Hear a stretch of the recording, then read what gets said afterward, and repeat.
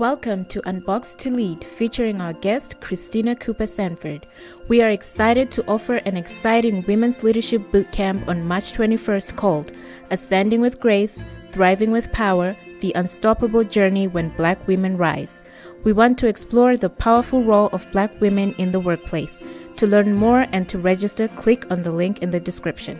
So yes, I design immersive learning experiences for leaders and organizations, and I do that to help them to shift from performative behavioral change to sustainable transformation. And I do that by helping them to embrace courage, character, and connection. Courage, character, and connection, that is what I term the leadership trifecta. It is something that every leader needs in order to be sustainably successful in whatever they're doing. Courage, character, and connection. And so what I do with women specifically is help them to remove the barriers out of the way so that they can embody leadership in a way that supports their teams and their organizations sustainably. A lot of times, especially in today's world, and especially in the lives of women, we have been conditioned and I say acculturated in our families of origin to perform and to please. And so what I find in coaching women and mentoring women on their business journeys is that they are fighting a battle and they're dealing with and living with the tension between performing and succeeding, performing, pleasing, and moving forward with the trajectory of the organizations that they lead. And so there's always this friction between the vision and the woman's tendency to perform and please. And so I help women to get clear on what those two things are and how to navigate using them both in a way that serves the organization while also honoring their own personal well-being. So there's a lot of personal development work that I do with women. And it really sort of becomes an outgrowth into their leadership journey. What leaders need is to learn how to navigate their own personal journeys in a way that serves their leadership journey and makes it sustainable. What stops the leader's progress is the fact that they have not been able to get past their personal challenges, their personal development. I call them activating points. Some people call them triggers. I don't like the word trigger. It can be triggering to people. So I use the word activation points or activating events. When you see a leader who is activated in the workplace, you see a team that gets stagnated because the leader is not able to navigate their own personal challenges and move through those things so that their teams can benefit. And so that's what I do with women, apart from helping them to launch their startups, to navigate changes in the organizations where they're leading. And so there's a lot to be said about personal development work as it relates to leadership. With African-American women, historically, we have been the carrier of all things, the carrier of pain, the incubator for our families, for their growth, for their development, for their making sure that their trajectory is on task or on point. With Black women, what I see most is that, and what I've seen, of course, not all Black women are struggling with this, but Black women struggle with performing their way to healing. One of the things that I've noticed over the years in leading women, being on teams with women, especially in male-dominated organizations, and of course in the male-dominated society, is that somehow we have come to a place where and it's not somehow, there's a reason why this is happening, but we believe that the masculine way of working, the masculine way of thinking, the masculine way of doing business is the way that is most acceptable and that is best. And what's interesting about that is that it completely obliterates the woman's role, the feminine role in the holistic way that an organization is supposed to operate or operates best. For instance, you may see a woman in a business meeting, and I've been at many a conference room where I'm the only woman at the table and I'm the only Black woman at the table. Yeah. And I have found myself even leaning into that false narrative that in order to be acknowledged, accepted, or heard and seen, you must approach things the way a man approaches them. And again, we know that men are not monoliths either. So all men do not approach things exactly the same way. But typically, because of what we know about brain science and how men operate and how they think, strategy is something that that we think we need to be super adept at. We need to be able to identify things quantitatively. And in order for our voices to be heard, we need to present things quantitatively as opposed to qualitatively. The woman's brain is naturally geared toward qualitative data, content, understanding. That is how we were made. And that is based on neuroscience. And so when we come to the table in these organizations and we're sort of trying to navigate leading with men, for us to bring to the table the same thing they're bringing to the table, we're actually doing the organization a disservice because we're not bringing in the way our brains operate. In just a moment, we're going to get back to our featured guest, transformational leadership coach and trauma-informed care consultant, Christina Cooper-Sanford. But before we do, please check out the upcoming Women's Leadership Bootcamp coming Thursday, March 21st. Ascending with Grace, Thriving with Power, The Unstoppable Journey When Black Women Rise. To learn more and to register, click the link in the description. You know, femininity at its core is really just being authentic to who you are, how you think, and how you navigate in the world as a woman. Yes. That is really how we embrace our femininity. It is not about jumping over the fence to try to align ourselves with the thinking, the processing, and the being in the world as a man so that we can somehow gain some type of allegiance from men. It's not really about that. It's more about being exactly who we are. So I think with femininity, bringing to the table everything that you have that is a gift to how you have come into the world, how you operate in the world, how you see the world. With women, generally, based on the science, women naturally recall emotional memories more quickly. Memories that we have are more intense and richer. Both of our hemispheres as women, they interact with each other more than men's do. And so there is bilateral symmetry, meaning both sides of our brains are more symmetric than a man's, and they operate in tandem more so than what a man's does. So that doesn't mean that there's any superiority that I'm intimating here. What I'm saying is that based on the science, women were made to bring balance. It's being who we naturally were created to be.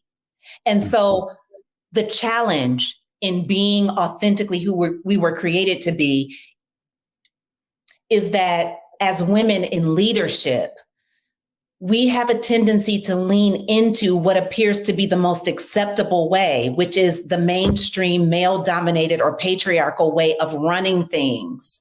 Yeah. That is not the way to sustainable success in organizations, in society, in our families, in the world. It is incumbent upon us as women to bring our full selves to the table in all of our diverse splendor. because there is diversity in the way that we show up. So it's incumbent upon us as women to do that, not to shrink back and say, oh, well, I heard the CEO say this at the board meeting, but I didn't want to say anything, but I didn't think he thought about this part, but I wasn't going to say anything. No, the reason why you thought about it is because it needed to be said, or somehow someone needed to hear it. And so it is the unlearning of the patterns that we have practiced over the centuries in aligning ourselves with the man's way of thinking that we have to really push for that unlearning, and then relearning to honor our own knowing. Is that there are unhealed parts of a woman that are based on not just their family of origins, but also the way that they've been socialized in society. There are women who come to me for leadership mentoring that are sitting at the table as the resident expert in their place of business, and they feel bound as though they cannot speak up about what they believe, what they think, their ideas, or how to move those ideas forward in the organization. And so there's a lot of unlearning and healing that has to take place in the development of women as leaders. The other thing that I see, and this is actually the most predominant thing that I see, is that many women, especially Black women, are performing their way to healing because of things that have happened in their past. They have come to a place where they develop false core beliefs about themselves that say, you're not valuable unless you're performing, unless you're achieving in a way that brings on the accolades, brings on the worldly achievements that other people would place value on you for. And so when that happens, a person's inherent value cannot be realized, nor can they embrace who they really are. Because they're so committed to achievement that they've betrayed themselves in the quest for that achievement. And so I work a lot with women who are VPs at corporations, business owners, entrepreneurs, people who are rising in the ranks of leadership in large organizations, and they struggle with, if I don't have these specific achievements, if I'm not staying at work until 9 o'clock at night when the doors closed at 4:30 and the security was put on at 4:30, if I don't do these things, if I don't overachieve and overperform and overfunction, I'm nothing. I'm nothing. My value is in what I do. My value is in how much I can achieve, how much I do achieve. And so there is so much, and a lot of that comes from the family of origin. As Black women, we are, because of our historical oppression, we have been just really socialized to overperform and overfunction so that we can somehow gain equity, not recognizing that the powers that be are the ones who can distribute or ration out equity. It's not us, but somehow we believe that if I have a PhD, then I can enact equity. No, that's not how it works. That's not how it works. It's the dominant class who determines who gets certain things based on whatever they feel at the time is a value or an added value. And so we've deceived ourselves partially because we've believed the dominant class and what they've taught us through how they've treated us historically, that somehow we can create our own experience of equity. And it's not true. One of the things that we do, amongst many things, is we go back to unlearning the pattern of doing instead of being. many of us as women are focused on doing. We do. And we forget that it is in our being that we actually are adding value to the environments where we're serving. And so what does that look like? That looks like, again, I'm not staying at work until 9:30, 10 o'clock at night. I'm not answering my emails at 8:30, 9 o'clock at night because I'm with my family, or I'm by myself, or I'm with a friend, or whatever is going on, that you're not putting yourself in a position to reinforce the false core beliefs that you have about your role as a leader and your role as a woman in general. Your value is not based on what you do. It is based on you being human. It is based on you being alive, being created. It is based on those things. And so a lot of the work that has to happen is the unlearning of the things that are unhealthy, and then relearning or learning for the first time what it looks like to be in your workplace, just to be. Typically, what I see is that there are adjustments that are being made in the workplace because women are changing, and they're behaving in a way that honors their well-being. And when that happens, while the males in the organization may be taken aback initially, but they then adapt and adjust because we're human. So we are adaptable, we're flexible. It's it's really the work of the woman to become patterned in her protection of her well-being.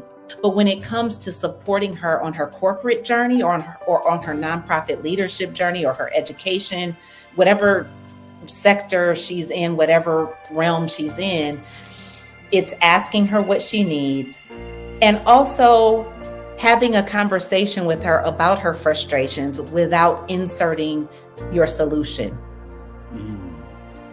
But asking her what feels right to you to do in this situation.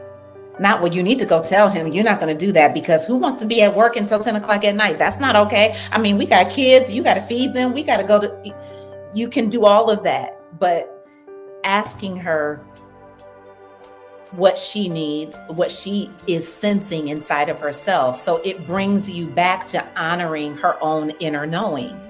It's you inviting her back to herself to honor her inner knowing. And, you know, if you're of a spiritual practice or whatever, prayer, you know, whatever that looks like, you're going to do that as well. If that is part of your practice or tradition. But it's always really about bringing it back to her and saying, what do you need? What do you feel like you need right now? Thank you for joining Unbox to Lead. To register for the upcoming Women's Leadership Bootcamp, or to learn more, click the link in the description. If you are a Black woman, especially a leader, you don't want to miss this life-changing bootcamp. Ascending with Grace, Thriving with Power, the unstoppable journey when Black women rise. Please be sure to register, and I will see you there.